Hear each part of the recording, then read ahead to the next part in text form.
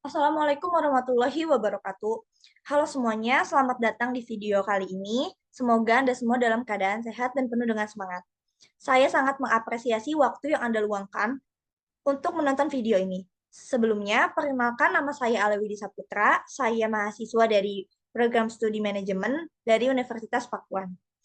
Saya saat ini berada di semester 3 dan presentasi ini adalah salah satu bagian dari tugas mata kuliah Business Communication dan Negotiation yang diampu oleh Bapak Aditya Primayuda, SPI MM. Hari ini saya akan mempresentasikan tentang tingkat inflasi dan deflasi. Tujuan dari presentasi ini adalah untuk memberikan wawasan mengenai inflasi dan deflasi yang diharapkan dapat menambah wawasan bagi kita semua. Baik, tanpa berlama-lama, mari kita mulai pembahasan kita. Saya berharap presentasi ini akan berjalan dengan lancar dan memberikan manfaat dan wawasan bagi kita semua.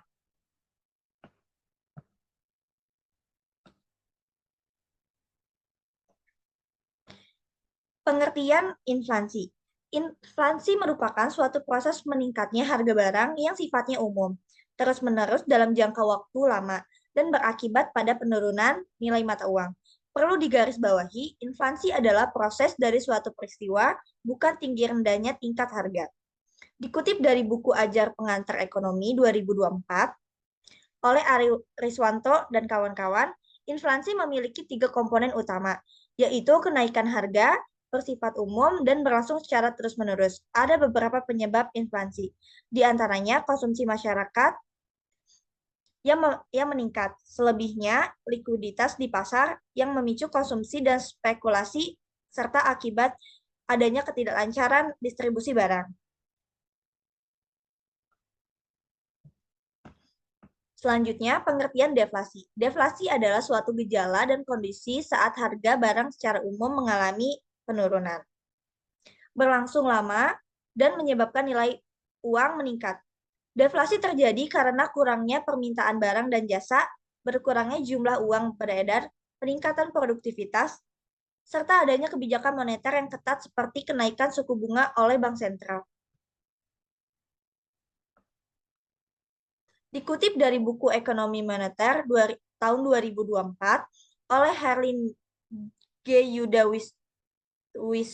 Wisastra dan kawan-kawan, sebenarnya deflasi yang terkendali memiliki dampak positif. Salah satunya penurunan harga barang yang menguntungkan konsumen dan bisnis. Hal ini mampu mendorong daya beli konsumen yang lebih besar dan mendukung pertumbuhan ekonomi. Pada saat inflasi tinggi, periode deflasi juga dapat memulihkan stabilitas harga dan kepercayaan konsumen. Namun, tentu saja deflasi perlu diawasi dengan ketat karena jika tidak terkendali akan berdampak negatif. Perbedaan inflasi dan deflasi. Definisi inflasi dan deflasi sudah menunjukkan bahwa keduanya adalah fenomena yang berbeda. Perbedaan ini juga dijelaskan dalam buku Penghantar Ilmu Ekonomi Makro di Perguruan Tinggi tahun 2023 oleh Dr. R.D. Heri Solehudin Atmawijaja, MM. Perbedaan utama inflasi menunjukkan kenaikan harga secara umum, sementara deflasi menunjukkan penurunan harga secara umum. Inflasi umumnya dianggap sebagai tanda pertumbuhan ekonomi yang sehat jika terkendali. Sementara itu, deflasi dianggap sebagai tanda masalah ekonomi jika terjadi dalam jangka panjang.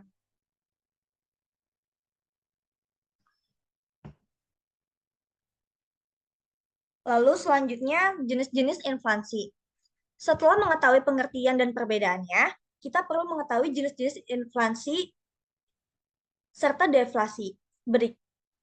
Berikut penjelasan lengkapnya yang dikutip dari buku dasar-dasar ekonomi. Jenis inflasi terbagi menjadi 3, yaitu berdasarkan tingkat keparahan, asal kemunculannya, dan cangkup pengaruh kenaikan harga. Berdasarkan tingkat keparahannya, itu dibagi lagi menjadi 4.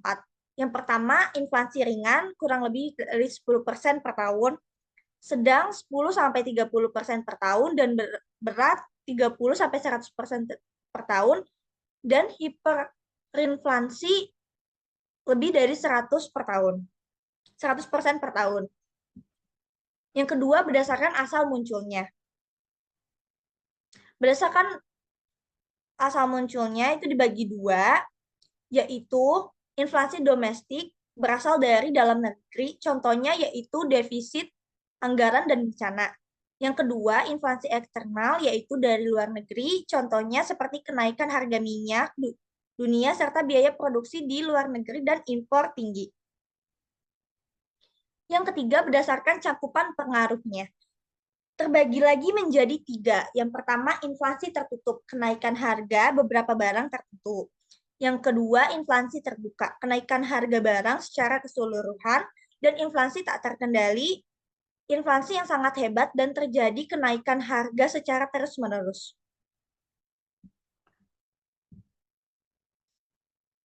Jenis-jenis deflasi. Jenis-jenis deflasi dibagi menjadi dua, yaitu deflasi strategis dan deflasi sirkulasi. Deflasi strategis ini menekankan pada kegagalan dalam pembuatan dan penerapan kebijakan pemerintah atau bank sentral. Kebijakan ini akan mempermudah masyarakat mendapatkan berbagai jenis kredit dari bank dengan suku bunga yang tinggi. Akibatnya, sirkulasi uang dan harga akan menurun. Yang kedua ada deflasi sirkulasi. Deflasi ini terjadi karena ketidakseimbangan antara produksi dan konsumsi di pasar. Akibatnya menjadi penumpukan stok dan penurunan harga secara umum. Deflasi ini umumnya terjadi saat ekonomi negara mengalami proses peralihan dari periode pertumbuhan yang maju menuju penurunan.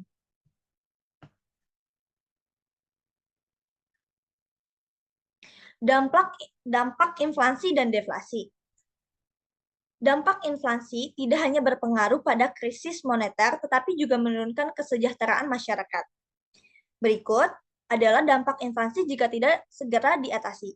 Yang pertama, ada daya beli. Kenaikan harga barang dan jasa menyebabkan uang dan nilai dapat membeli barang lebih sedikit. Yang kedua, kemiskinan meningkat. Inflasi yang tinggi akan menyebabkan pendapatan real masyarakat akan terus menurun. Akibatnya, standar hidup dari masyarakat turun dan menciptakan kemiskinan.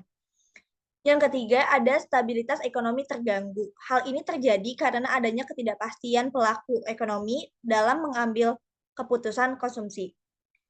Lalu ada dampak deflasi. Dampak deflasi juga berdampak kurang baik bagi perekonomian. Hal ini dijelaskan dalam artikel jurnal Dampak Deflasi Terhadap Perekonomian dan Upaya Mengatasinya oleh Eka Budianti dan Deniza Mulyanita. Yang pertama, permintaan masyarakat akan menurun. Akibatnya, konsumsi rumah tangga yang berkontribusi bagi pertumbuhan ekonomi ikut menurun. Yang kedua, tingkat investasi menurun pada situasi deflasi. Pengusaha atau investor akan memperkirakan bahwa harga akan terus menurun sehingga keuntungan dari investasi baru akan menjadi lebih rendah. Yang ketiga, jumlah pengangguran meningkat. Hal ini karena perusahaan mengurangi produksi dan menunda investasi.